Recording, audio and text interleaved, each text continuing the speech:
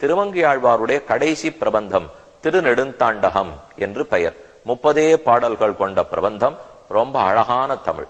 அந்த 30 பாசுரங்களையும் தேவகானத்தாலே பாடி திருமங்கையாழ்வார் பெருமாளை மகிழ்விழ்த்தார். பெருமாளும் தலையசைத்து கேட்டார். அழ்வீர், நன்கு பாடினீர், உமக்கேதானும் பரிசு கொடுக்க வேணும், என்ன வேணும்னு கேட்க, நீர் எனக்கு ஒரு ஒத்தாசை பண்ண வேண்டும், ஒரு உதவி செய்ய வேண்டும்.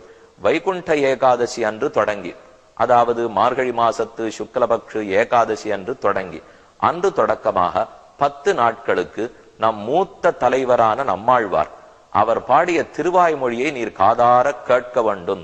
இதுக்குத்தான் திருவாய்மொழி திருநாள்னு பேரு. இதற்குத்தான் இராப்பத்து உற்சவம்னு தற்போது திருநாமம்.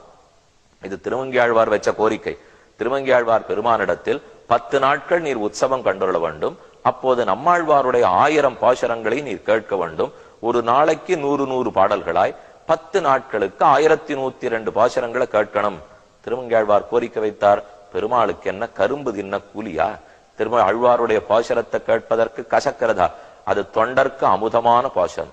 பக்தாமிருதம் விஸ்வஜனானுமோதனம் சர்வார்த்ததம் ஸ்ரீ ஷடகோப வாங்மயம் சஹசிரசாகோபனிஷத் சமாகமம் நமாம்யகம் திராவிட வேத சாகரம். தமிழ் வேதம் என்னும் கொண்டாடப்படுவது ஆழ்வார்களுடைய பாடல்கள்.